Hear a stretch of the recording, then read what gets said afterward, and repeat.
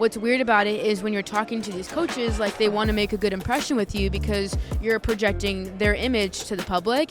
And so like after reading that report, it was like you kind of feel manipulated in a sense to where it's like, oh, like they manipulated like just the way that they talked and like, you know, their image to me. So then I could like put that out into, you know, the women's soccer space. And so it was definitely weird, but I just have so much respect for just what those players are doing and the mental aspect that goes into that too, because they will like fight for each other in terms of just equality and respect, and you know, they'll put it out to the highest level, and then they'll be united in that way. And on the field, you know, of course, they're still giving 110% too. And so there's a few different aspects in that way where I'm just always so blown away by them. I feel like they have so much strength.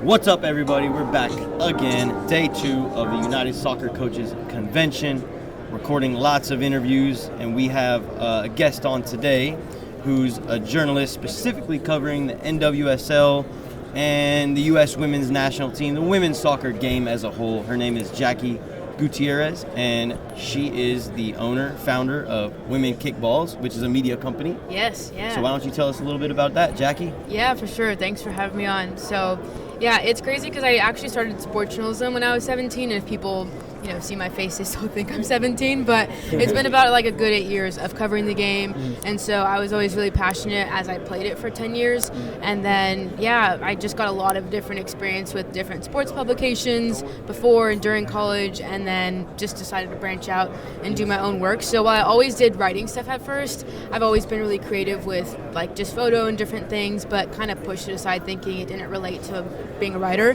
I was definitely wrong, but now I actually still do articles and write and provide free coverage because I personally hate when you have to pay for articles just to keep up with things. So all of my content is free. And then just recently, a few months ago, I took a big risk and left my full-time job and went fully freelance with Women Kickballs. And so now I have media clients where I offer custom marketing services through photo, video, graphic design, as I have a background in PR and marketing as well. So, Evan, are you cracking a Pepsi on the FOOTYPOD? Round 2, we're not sponsored by Pepsi. I'm thirsty.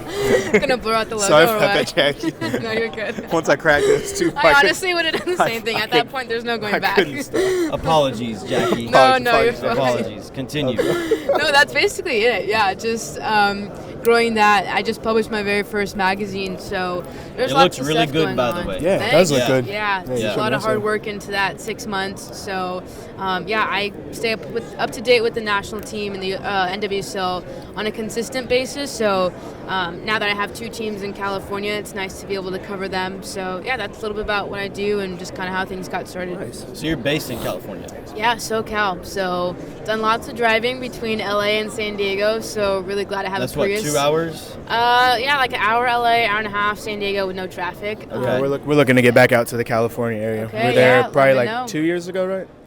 Yeah, we Yeah, went about up 2 to years like ago. San Francisco, Oakland Okay. to work with some trainers out there and Yeah. just cross-promote and stuff. California, it's a whole different vibe over there. It is. Such a nice vibe, man. Yeah. I Yeah. like San Diego a lot. Oh yeah, you got to check out Yeah. San Diego. There's some good stuff over there. Yeah, So, for yeah. sure. So, obviously, you know, you were a part of the women's game as a player, but what made you decide to, I guess, focus on that as a career as well outside of being a player? Yeah, so when I grew up playing, it was fun as a kid, and it's something that you do, and I've always been very competitive, and I just had that spark of just really enjoying the game.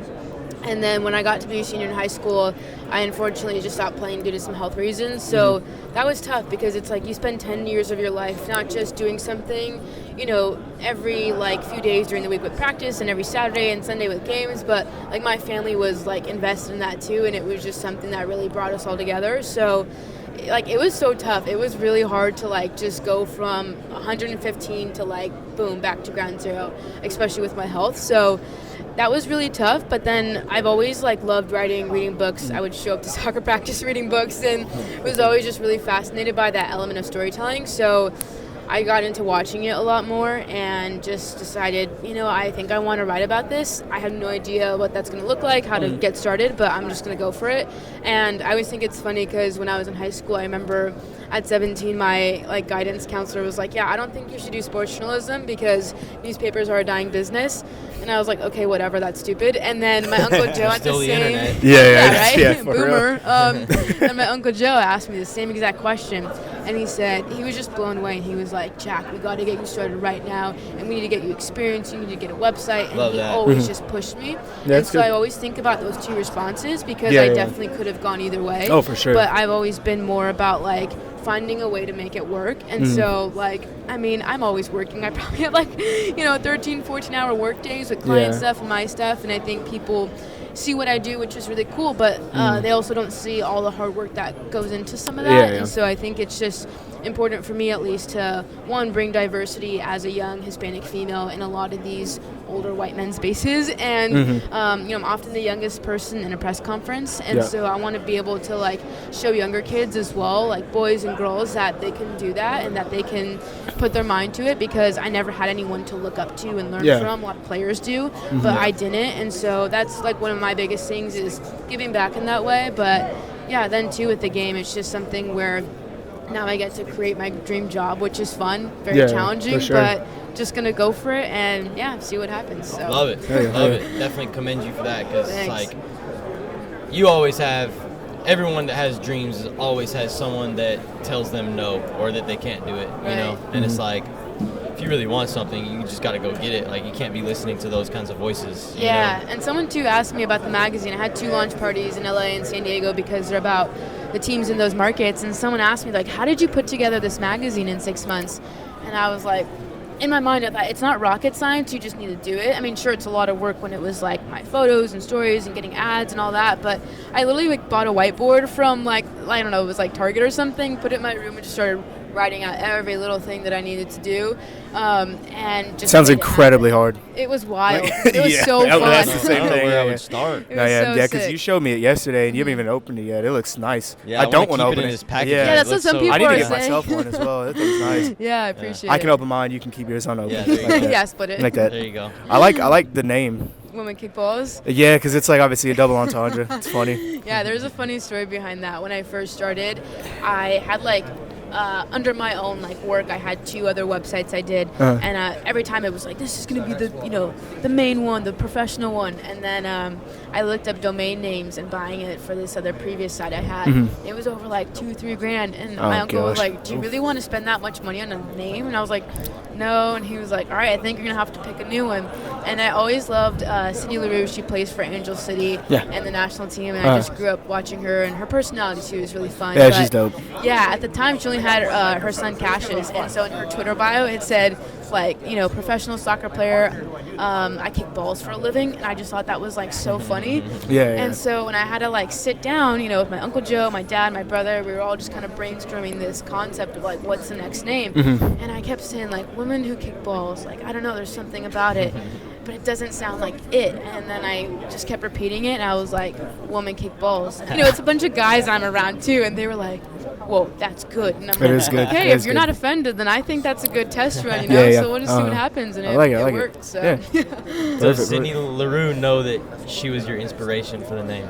I don't know. I don't think so. I've talked to her before, but, sometimes in those conversations it's very, mixed zone or kind of press conference mode, so it's not as personal. I might have, like, tweeted about it before or something. I don't know, but we'll see. Maybe I'll tell her again Definitely when I see her. Yeah, sure, because that's really cool. It's really cool. So you obviously said, like, kind of you always had a passion for kind of like writing and then the sports journalism and stuff.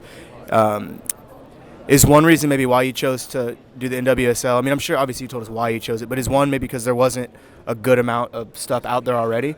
Actually, so when I first started, I was like all about the national team. Okay. Because that's what I first learned about. Yeah, so the NWSL started around 2012, 2013. And so at that time in high school, I didn't really know about it that much. I knew about the national team and really followed that. And then I learned about the NWSL because actually she's a coach now, but her name's Bev Yanez, and she was a player for OL Reign in Seattle. And one day my mom came home and was like, yeah, my coworker's daughter plays with Hope Solo, because Hope Solo played for OL Reign. At the time, it's called Seattle Reign. And so in my mind, I'm thinking, oh, like, the player she's talking about is a national team player, and that's a big deal. And so I'm like, what the heck, Mom? You can't just tell me this and not give me her name, you know? Yeah. So anyway, she tells me her name is Bev Yanez. I look her up, and I'm like, whoa, Bev is from Moreno Valley, California. Like, that's where I'm from. It's unheard of. I've never met anyone from, like, Mobile is what we call it, who was successful in soccer, because I never saw that growing up.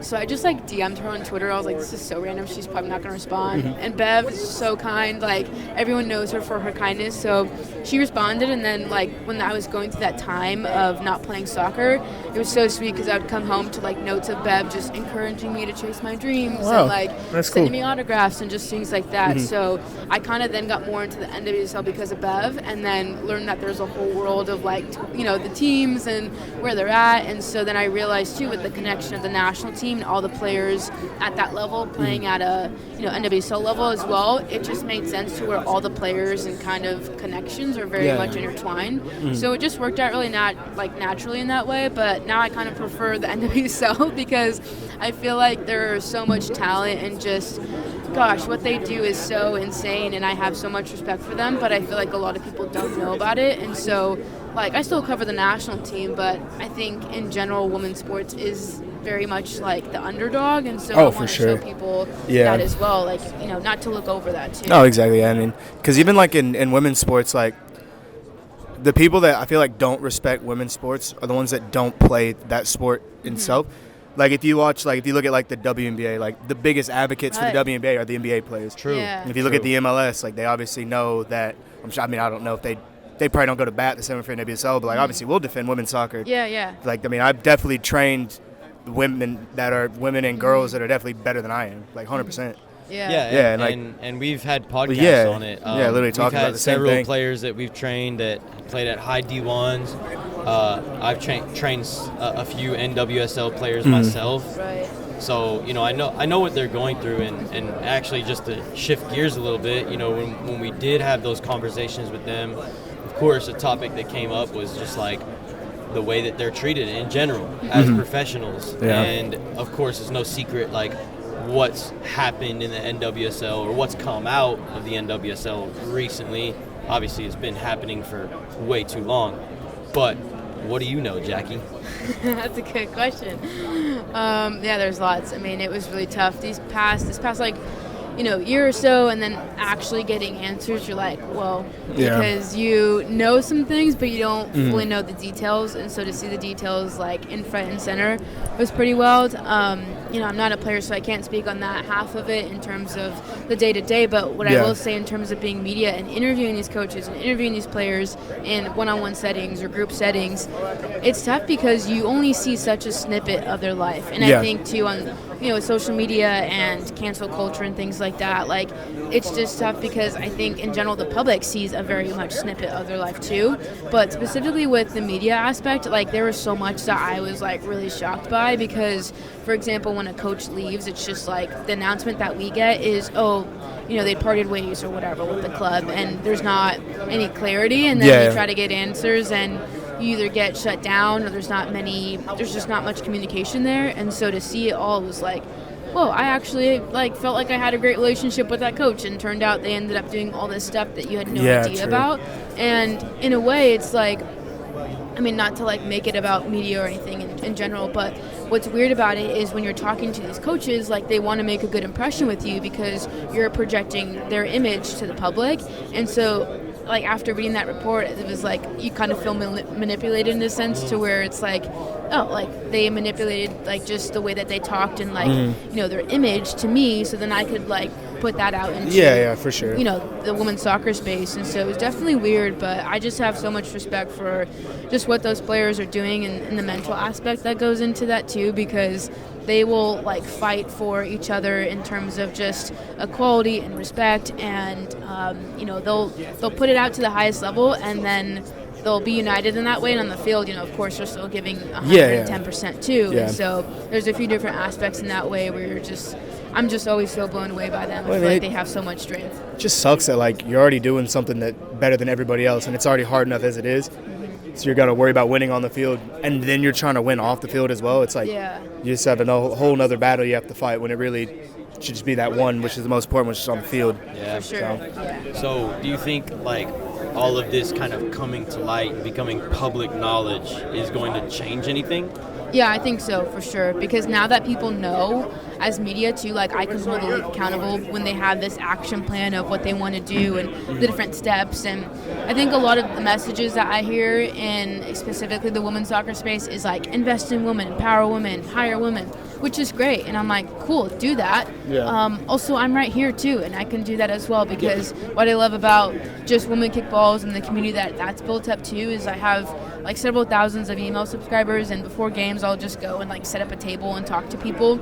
And so I have like genuine relationships with people, and for me that's what it's all about, is the people, because that's what makes the sport. And so I have trusted followers and audience and just friends that I like know because of that. And so I feel like we talk a lot about investing in women and bringing that into the game, but I think it not only has to happen in terms of the players and just more diversity, more representation, but then too, like the people who are behind the scenes, the grassroots efforts that go into it. I think that's definitely another aspect that a lot of people don't think about. So there's a lot of work that needs to be done, but I think all the findings of it, it's tough to process, but it's one of those growing pains that I think needs to happen in order to move forward and to really like set the standard of what that looks like. So there's going to be lots that I'm sure it's going to be happening in the next few months and years to come, just because of that too. Yeah, it's a lot. Well, definitely hope that things do change, because like you said, these players have worked so hard their whole life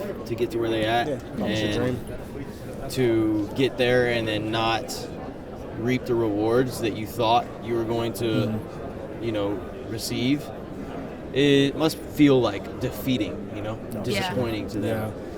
So I mean, I think it's going to be a matter of getting more people at the highest level, the directors, owners of clubs, getting more people involved at that level that have actually played and have actually gone through what these women are going through, so that they can make a change. For sure. And you cover Angel City, and obviously they have an all-female ownership team, and it seems like that's only a good thing for the league. And I don't know much about the San Diego Wave, but there is a player that is from Dallas, Jaden Shaw. Yeah, Jaden's great. She just got Young Player of the Year. Unbelievable player. Yeah. Oh, she plays there right now? Yeah. Oh, wow. She got U.S. Women's Young Player of the Year. Yeah, she scored in her first 3 debuts. Oh, wow. For the Wave, too. Yeah. Oh, dang. Okay, cool. Yeah, incredible. She's going to be probably the best player in the U.S. for sure in a matter of time. And, I mean, I would go as far as saying she could be one of the best players in the world. Yeah. And too, I think it starts talking about the coaching aspect and leaders, building up leaders. Like her coach, Casey Stoney, does that to the T and goes above and beyond. And you see it in a lot of players like Jaden and Naomi Groma as well, where Casey goes out of her way to make sure that she's investing in them, but just to a point where it's genuine as well. And I've heard her talk about it, and she's told me too. She says, "Hey, I'm not always going to get it right, but when I don't get it right, I hope my players can feel comfortable to communicate that with me." And if you're just open to learning like that, then you're going to go so far when you already have a great skill set as a coach. But then to have that mindset of okay, I want to make sure that I'm giving my best to my players as well. That's such a big deal. Working with them to create the safe environment that they need to be the best that they can be, right? Yeah, absolutely. And they're adults. They're professionals. That's the way that they should be spoken to and treated anyways. It's not just now. It's just, if it was the men's side, it would be that way. I think some of the best managers are the ones that are the best man managers. Yeah, right? for sure. Yeah. You look at Carlo Ancelotti, everything he does is in collaboration with his players, Yeah, exactly. And at that level, that becomes even more important. You can't just be the authoritative figure, So I don't know. I think that having more women coaching those professional clubs at the highest level is going to help, but I don't think it's necessarily the only answer. I think it should, though. Me personally. Yeah. I think it should be. I mean, obviously, the case for like men to do it. I think it's good, but I mean, I think even if there's like a woman that her credentials might not be as high as the man, I think you should just go with the woman, man. Like, because otherwise, I mean, if they don't start really giving all these jobs to these qualified women out here, then what's that going to show like the coaches here? Because there's like a lot of women here, probably badass women here, you know, doing all that stuff, and then they might only have an aspiration of like an academy director or a college coach, where it's like, no, you could actually maybe take that next step. Yeah. For sure. It's weird. I had 2 questions. First one, I should have actually researched it a little more, but I saw with the next 2, the women's national team games, are they on HBO? Yeah, and there's some like streaming stuff. Well, because I saw that, yeah, so I guess HBO has the rights for them, but then they can't show it in public settings. Yeah, exactly, public settings. Yeah, so it's like you have to watch it at the house. I can't go to like a bar and watch it. Yeah, you can't be in public. Why? Just because it's HBO? Yeah. So it's like, what's the point of them acquiring these 2 games if you can't watch it? Money, like anything. Ridiculous. Unfortunately. Yeah. That's really strange. Yeah. And that's my whole thing too. Is like if you want to make the sport accessible, like actually do it. You know, having restrictions, having paywalls for articles, or all that kind of stuff. Sure, yeah, you need to make money, but I think find a way to make it work. You know, of just where it's not an arm and a leg just to try to watch women's sports or to get access to stuff. So it's just weird because if that was like the U.S. men's national team game, that ain't happening. Oh, for sure. Yeah, it's like that ain't happening at all. No. It's not even coming close. Yeah. Imagine not being able to watch a World Cup game in a bar. Yeah. Or even like a qualifier for that matter. Burning down an establishment, man. Definitely burning something. And then I guess my last one is, who are the 3 women's national team players you're most excited about? I guess coming up in like the next year or 2. Definitely Sophia Smith. She's been killing She's it. unreal. Yeah. She won Player of the Year, right? Yeah. So impressed with her. Of course, Trinity Rodman as well. I feel like her story's sick. You know, started off really well, went some injuries, and you know, it's kind of tough. But then like she has so much potential, and so I know she's only gonna keep getting better. Yeah. The last one, gosh, this is hard, and I feel like I'm kind of blanking because of lack of sleep and whatnot. I'm trying to think of the roster. Yeah. A lot of stuff going on. I don't know. I'm trying to think another one. Gosh. It's the national team roster has changed so much. So that's what I'm saying. Even hard I know they have one girl up. that just is it Sophia? Is it Huerta? Oh, Sophia Huerta, yeah. Yeah, she's probably my favorite player right now. I like her a lot. Really she's really good. Gosh, I don't know. I don't know who my last one would be. I feel like that's maybe a tough Kat. one. Kat, yeah. Oh, yeah, Kat. That's Kat. a good point. Okay. Like with recovery and full, like cold, strong Kat. Yeah, that's gonna be dangerous for sure. 100%. And she's already pretty soon gonna be like touching the ball with like training stuff. Yeah. So she tore ACL, right? Yeah, so it's tough. But yeah, Kat is definitely a good one. Another one to look out. I guess Naomi Girma. I know I mentioned her earlier, but like she's just incredible for just her age and what she's doing. Sure. So yeah, all of them are just killing it, doing dangerous stuff. So that's awesome. Perfect. Yeah. Well, it's just like super awesome and exciting that you get to be so close to like, you know, those players and the you know the ins and outs of like the professional women's game. You get to do something you love, which is like so amazing. Yeah, and it's fun. yeah, I just, you know, best of luck to you and everything that you're doing. I hope it continues to grow. Definitely, if we find ourselves out in California. Yeah, let me know. You gotta get to a game, so it's a whole For sure. different environment. I know. I mean, we don't have an NWSL team in Dallas, so I'd love to go watch one. I know Houston's the closest thing. How far we is that? I'm not going to Houston. I'm not gonna lie. Yeah. I'm not even going to Houston to go to Houston. But we got to work. Was it probably 3 or 4 years ago? We were on the stretcher crew for. Oh, what? It was the women. It was a parent. Because we used to have teams in our club. A Mm-hmm. parent of one of the kids that we coached was like a head athletic trainer for some company, and I guess he was assigned to like get volunteers to be on the stretcher crew for the U.S. women's national team. There you go. It was like Gold a Cup. it was the Gold Cup. Yes, final. they won a medal. Yeah. So we watched U.S. versus Canada like basically from the That's a bench. good Yeah. game. It was From nuts. the bench. It was like You megged. Who'd you meg? Was it Carly Lloyd? nah. I didn't meg her, but like She got pissed for a second. Yeah. Bro. She was. Carly, she done the hall. Is she really? Yeah, Let's she's get her here. on. I know, right? You know her? A little bit. Go give her a I made shout. her cry in her last interview. tell Did you really? tell her- It was like an emotional cry, like from her retirement. Oh, yeah. man. Wow. So what happened was they were coming out of halftime, right? And their ball boy lays out the balls for them to start moving around and stuff. So I'm like, obviously that's a ball. I'm gonna touch it. Yeah, no, it's natural. Yeah. I'm gonna kick it around a little bit. And she just kind of looked at me like, all right, man, come on, like, let me have the ball. And I only did a few juggles, but then I just kind of like, I don't know what I did, but just a little flick over my head, and it dropped right to her feet. And she was like, thank you, finally. You know, like, finally. Sounds right, yeah. That was fun. But even that was good times. Like, seeing the game from up that close, like, it is different. It's different, and it's a lot faster than I think that people. Oh, dude, so make it much out to faster, be. man. We also did the, what was it, Jamaica versus somebody else right before. It was like the third place game. Oh, yeah. But the difference in the speed it was unreal. Was like, I mean, unreal, it was miles different. It was crazy how different it was. From that game, you know, lower level CONCACAF teams versus like the top 2 teams in CONCACAF. Yeah, all the action in one spot. Yeah, so for sure. That was really fun. Yeah. Definitely got to get you to get us on the field for some more games like that. I know, yeah. I'm on the sidelines all the time, so nice, it's fun. Definitely got to make a trip out there for sure. Yeah. So I do want to support, go watch some of these games. I mean, especially with some of these new teams that are coming out. I like the Angel City one. I want to get like a hoodie or something from there. Their merch is so nice.